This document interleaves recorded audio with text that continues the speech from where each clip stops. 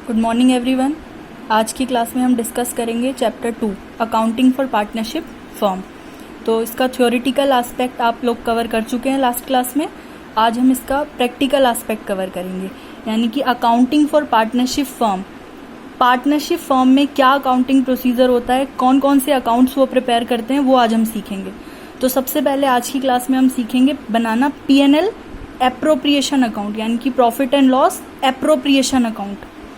क्यों बनाया जाता है अकाउंट? ताकि हम एप्रोप्रिएट तरीके से पार्टनर्स के बीच प्रॉफिट को डिस्ट्रीब्यूट कर सकें। जो डिविजिबल प्रॉफिट होता है पार्टनर्स में डिस्ट्रीब्यूट कर सकें उसको एप्रोप्रिएट तरीके से, इसलिए हम बनाते हैं P&L एप्रोप्रिएशन अकाउंट। ये बनता है ट्रेडिंग एंड P&L अकाउंट के बाद। फर्म्स में सबसे पहले हम बनाते हैं ट्रेडिंग एंड P&L अकाउंट, फिर जो नेट प्रॉफिट या नेट लॉस निकल के आता है उसको जब हमें पार्टनर्स के बीच डिस्ट्रीब्यूट करना होता है तो वो डिस्ट्रीब्यूट करने के लिए हम बनाते हैं P&L एप्रोप्रिएशन अकाउंट। तो P&L एप्रोप्रिएशन का अकाउंट का फॉर्मेट आपके सामने है। फॉर्मेट एक बार डिस्कस कर लेते हैं। तो जो भी एप्रोप्रिएशंस हैं, जो भी खर्चे हैं, वो हम लिखेंगे डेबिट साइड, जो भी इनकम्स हैं वो सब हम लिखेंगे क्रेडिट साइड। और ध्यान रखिए P&L एप्रोप्रिएशन अकाउंट हम हमेशा फर्म के पॉइंट ऑफ व्यू से बनाते हैं, फर्म के प्रोस्पेक्टिव से, यानी कि जो भी चीजें फर्म के लिए एक्सपेंसेस हैं वो डेबिट साइड और जो इनकम्स हैं वो क्रेडिट साइड। अब सैलरीज और यहाँ पे एक्सपेंसेस और इनकम सारी रिलेटेड विद पार्टनर्स आएंगी, पार्टनर्स के पॉइंट ऑफ व्यू से, क्योंकि फर्म के सारे एक्सपेंसेस और इनकम्स तो हम ट्रेडिंग एंड P&L अकाउंट में मेंशन कर चुके हैं ऑलरेडी। जैसे सैलरीज टू पार्टनर, तो ये डायरेक्ट या इनडायरेक्ट एक्सपेंस तो है नहीं, ये एक एप्रोप्रिएशन है फर्म के लिए, है ना।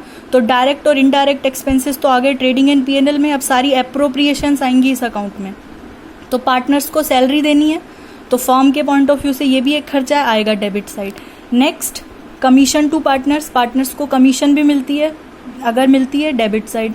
इंटरेस्ट ऑन कैपिटल, पार्टनर्स ने जो कैपिटल इन्वेस्ट की है उस पर जो उन्हें एनुअली इंटरेस्ट मिलता है डेबिट साइड।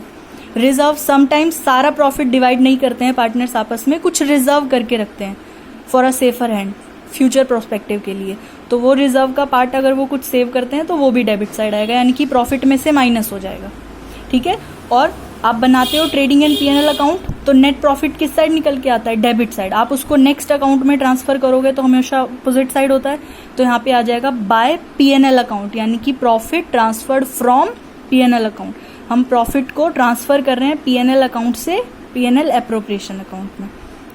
सेम अगर लॉस हुआ होगा तो वो कहाँ ब्रॉट डाउन होगा? Debit side. और एक एप्रोप्रिएशन क्या आती है यहाँ पर? इंटरेस्ट ऑन ड्रॉइंग, पार्टनर्स ने जो साल के दौरान विड्रॉ किया होता है उस पर जो इंटरेस्ट फर्म चार्ज करती है, इंटरेस्ट फर्म के लिए इनकम है, तो वो आएगी क्रेडिट साइड। फिर आप टोटल करोगे क्रेडिट और डेबिट साइड का, जो भी डिफरेंस होगा वो हमारा निकल के आएगा डिविजिबल प्रॉफिट। फिर आप उसको डिस्ट्रीब्यूट कर दोगे to profit transfer to partners capital account. और किस रेशियो में डिवाइड करोगे? उनके प्रॉफिट शेयरिंग रेशियो में। अब स्टार्ट करते हैं क्वेश्चन नंबर 1 से। तो देखो फर्स्ट क्वेश्चन आपकी बुक में दिया हुआ है।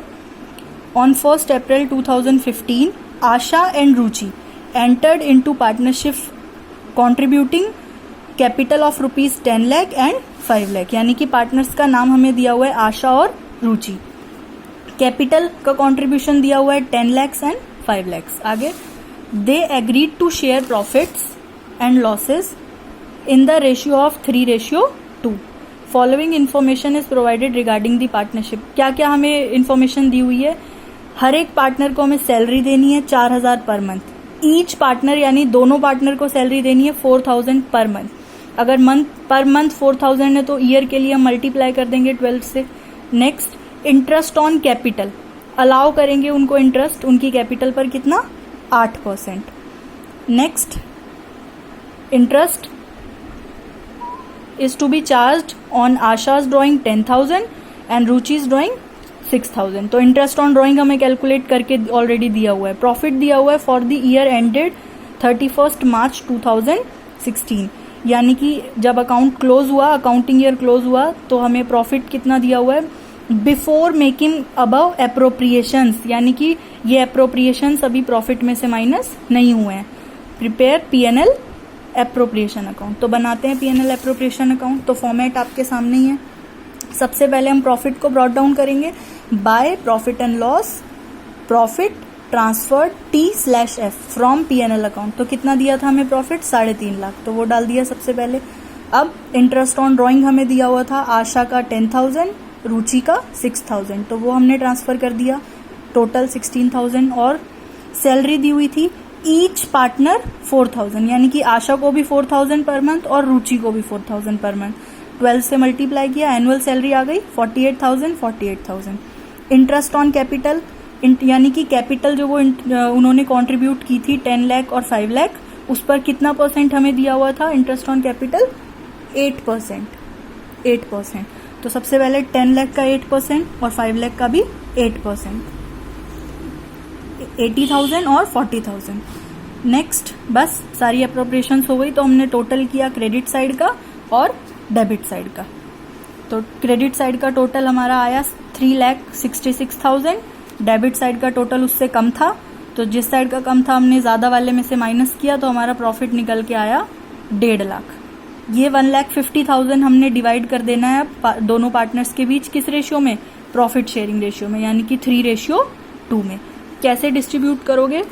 1,50,000 को हमें डिस्ट्रीब्यूट करना है आशा और रुचि में 3:2 में।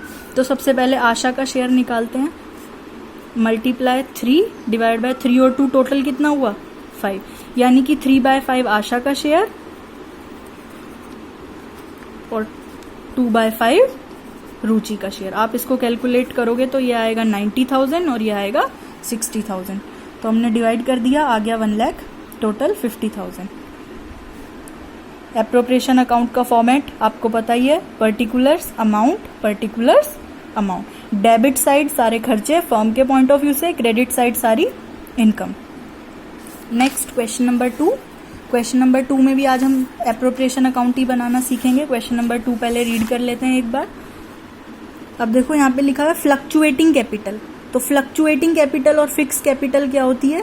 पार्टनर्स जो कैपिटल इंट्रोड्यूस करते हैं फर्म में, अगर फ्लक्चुएटिंग कैपिटल हमें लिखा हुआ है क्वेश्चन में, तो इसका मतलब वो फ्लक्चुएट होती रहती है। फ्लक्चुएट का मतलब जो भी उनको interest on capital, salary, commission जो पार्टनर्स को मिल रहा है, वो हम उनके कैपिटल अकाउंट में ऐड कर देते हैं, ट्रांसफर कर देते हैं।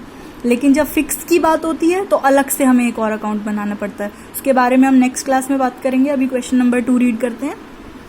1 अप्रैल 2016 को ए और बी ने बिजनेस कमेंस्ड, यानी कि स्टार्ट किया। कैपिटल हमें दी हुई है दोनों की 60,000, 20,000, और ईयर के एंड में उनको प्रॉफिट हुआ है, ये सारी अप्रोप्रिएशन माइनस किए बिना 24,000, यानी कि नेट प्रॉफिट हमें दिया हुआ है 24,000। इंटरेस्ट ऑन कैपिटल 6%, यहाँ सिर्फ बी को सैलरी मिल रही है 6,000 पर एनम, यानी कि एनुअली। ड्राइंग दी हुई है दोनों की 6,000 और 4,000।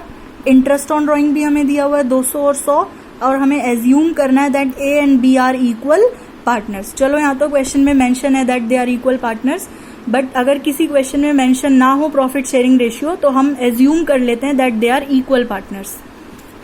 नेक्स्ट हमें प्रिपेयर करना है वही P&L appropriation account and partners capital account. तो आज की क्लास में हम खाली P&L एप्रोप्रिएशन अकाउंट बनाना सीख रहे हैं, तो वही बनाते हैं फॉर्मेट।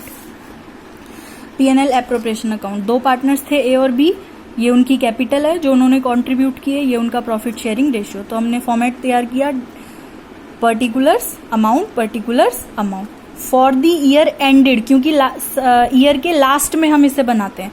अब देखो स्टार्ट उन्होंने कब किया था? 1 अप्रैल 2016 को। प्रॉफिट ईयर के एंड में कितना निकल के आया? 31 मार्च 2017 को 24,000। तो यहाँ पे भी हमें वही डेट डालनी है, 31 मार्च 2017 फॉर द ईयर एंडेड 31 मार्च 2017, क्योंकि हम ईयर के एंड में इसको बना रहे हैं एप्रोप्रिएट तरीके से प्रॉफिट को पार्टनर्स के बीच डिस्ट्रीब्यूट करने के लिए। तो format particulars amount, particulars amount. तो सबसे पहले प्रॉफिट ट्रांसफर करते हैं by P&L account, profit transferred from P&L account. आ गया प्रॉफिट। ये P&L अकाउंट हम यहाँ पे क्यों लिखते हैं? क्योंकि हम ये जो नेट प्रॉफिट है, हम यहाँ पे बाय नेट प्रॉफिट क्यों नहीं लिखते? क्योंकि नेट प्रॉफिट तो वो है, हम इसे कौन से अकाउंट से ट्रांसफर करके ला रहे हैं? ट्रेडिंग एंड P&L अकाउंट से। तो यहाँ पे जिस अकाउंट से हम उसको लेके आ रहे हैं, ट्रांसफर कर रहे हैं, उस सेम अकाउंट का नाम यहाँ पे आ जाएगा 24,000। अब इंटरेस्ट ऑन ड्राइंग, जो पार्टनर्स विड्रॉ करते हैं पैसा, उस पर जो फर्म इंटरेस्ट चार्ज करती है, फर्म के लिए इनकम है, तो क्रेडिट साइड आ गई 200 और 100। अब इंटरेस्ट ऑन कैपिटल, तो कैपिटल्स हमें दी हुई है इनकी 60,000 और 20,000। कितना दिया था? 6,000, 6%। तो 6%, 6%, 6/12, 100। तो फाइंड आउट करेंगे तो ये आएगा 3600 और ये आएगा 1200। नेक्स्ट यहाँ पे ए को सैलरी नहीं मिल रही, बी की सैलरी दी हुई है, बी सैलरी 6000 पर एनम थी, यानी कि एनुअल सैलरी दी थी, तो हमें 12 से मल्टीप्लाई नहीं करना पड़ा। बस हमने क्रेडिट साइड का टोटल किया, आया 24,300।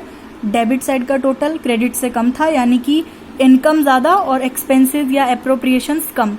तो जब हमने माइनस किया तो हमारे पास प्रॉफिट निकल के आया 13,500। ये क्या, जो ये कौन सा प्रॉफिट निकल के आया? Divisible profit. इसे अब डिस्ट्रीब्यूट करना है अमंग ऑल दी पार्टनर्स। तो यहाँ पर ए और बी दो पार्टनर थे, रेशियो उनका क्या था? हाफ हाफ, यानी कि इक्वल।